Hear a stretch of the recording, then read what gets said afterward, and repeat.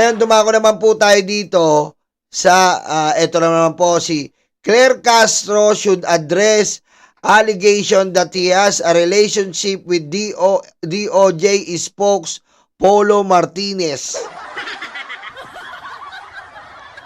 In exchange for giving Polo Martinez a higher government post, reprehensible and dangerous if it's true. Alam mo po, alam mo Badoy, pusang ina ka, ang pangit mo. Una. Ha? Alam mo Badoy, una ang pangit mo. Pangalawa, malayo ka pa lang, ang bantot mo na tignan. Aray ko. Ha? Pangatlo, yung ilong mo, binutas lang ng karayom, hayop ka.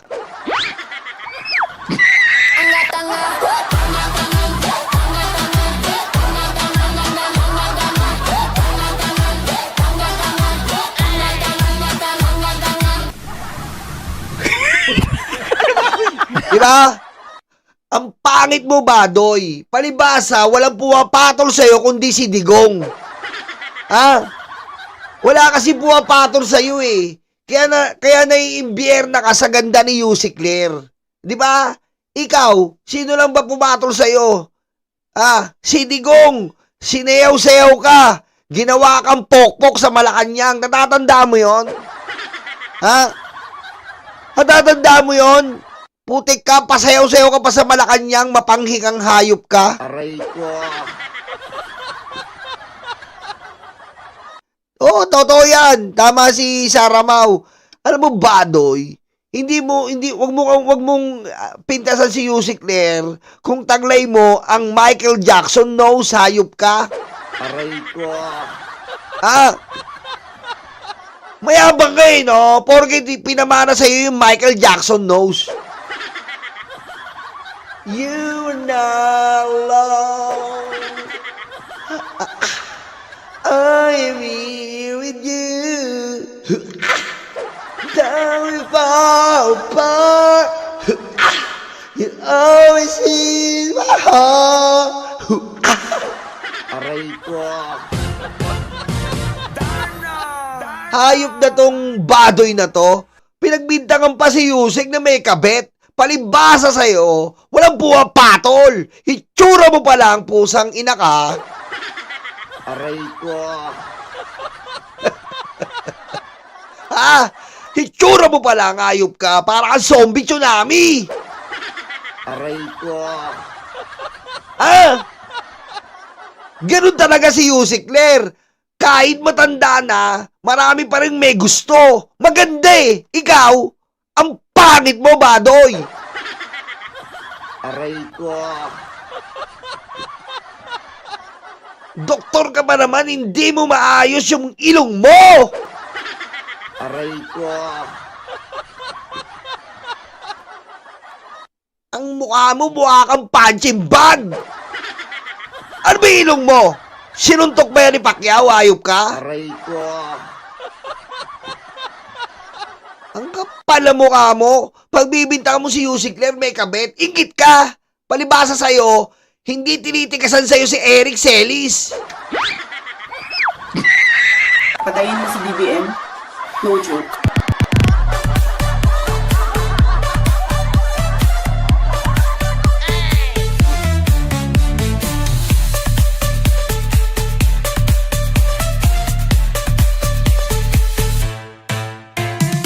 Diba? Ang tagal mo nang kasama si Eric Celis na hugis burat, hindi pa rin tinitikasan sa'yo. Aray ko. Diba? Ang saklap, diba? Ang saklap, Badoy. Kasama mo na yung pinaka-ethics, hindi man lang tigasan sa mukha mo. Aray ko. Oh. Diba? Aray. Ngayon, dumako tayo dito. Anong sagot ni Yusik Claire dyan? Pasok, Yusik. Kino-connect ako doon sa ibang mga pictures. Hindi po tayo dyan. Tayo po ay at tayo po ay mapagmahal na nanay at mapagmahal na asawa. Mapagmahal na nanay at asawa. Diba? Diretso. Ayan na nga eh, na may Asawang loyal. Ever faithful wife. Oh. Ah. Faithful wife yan eh. May asawa si Yusik Claire. Nakita na natin yan. Hindi ka naiya, Badoy. Palibasa sa'yo, walang pumapatol. Ang pangit mo! Ang pangit nito talaga ni Badoy. Alam mo yung gumawa ng Diyos ng kapangitan, si Badoy? Nagtampisaw. Stupid. Yung utak ang pangit. Naturingan doktor, pangit. Alam niya na yung siyensya, hindi niya gamitin. Di ba? Gamitin mo sa mukha mo. Aray ko. PBM, Yusek. At parang nabasa ko yung blind item na yan, Yusek. Kaya nga, Yusek eh. Nagulat din naman ako. Actually, tinawanan po yun ni First Lady. Ako din po nagulat ako, my gosh. Saka, wala po tayong condominium. One thing for sure, wala po tayong condominium. Pero Inggit ka lang kasi kay Yusek. Si Yusek, kahit medyo may edad na, mukha pa rin 25 years old. Di ba? Di ba legit? Legit po. Tinanong ko nga si Yusek, anong ginagamit mong ano sa ano mo? Wala lang, be happy lang. Si Badoy kasi, mukhang kuyukot. Ha?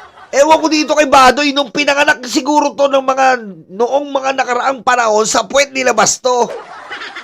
Aray ko. Ha? Siguro nung pinanganak to si Badoy, sa puwet yata nilabas to eh. Aray ko. Ang baho ng ugali, men. Ganyan yung mga mabaong ugali sa puwet yata nilabas to. Ang baho ng ugali, baho pa ng muka. Aray ko.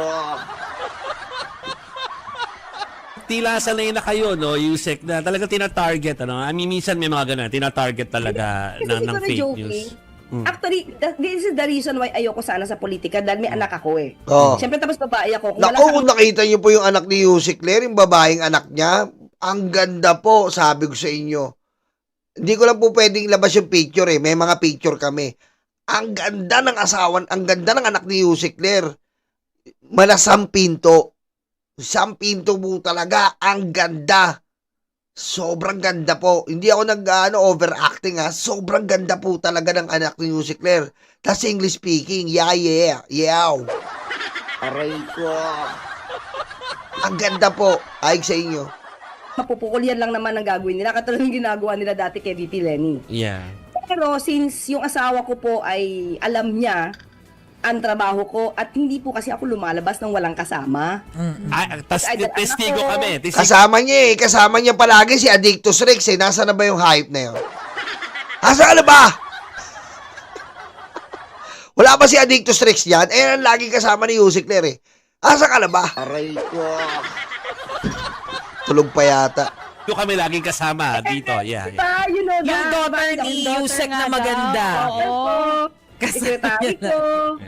Sister-in-law ko. So, yung asawa ko, hindi siya kakabahan kasi alam niya naman na hindi natin gagawin kung ano man yung iniisip nila. Mga gagawin nonsense. Nila, ipupukol nila sa akin na, Yeah. Thank you for answering that. Yusek, na hindi ko na kailangan tumbukin. Pero thank you for answering Yusek, that. isa na lang witness naman kayo na hindi ako lumalakad ng walang kasama. Yes. Oh, yan. Totoo po yan. Hindi po lumalakad si Yusek nang walang kasama. Pero hindi natin di-disclose kung sino ang kasama niya. Pero kasama si Addictus Rex. Asa na ba yun? Oh, Mami Chris Rose, shoutout ha. Kasama si Addictus Rex palagi yan. Asa ba yan? Wala pa yata, tulog pa eh. Oh, peki na naman. Puro peki na lang po. Ang mga peking hayop na to, ng mga peking mga leche na to. Aray ko.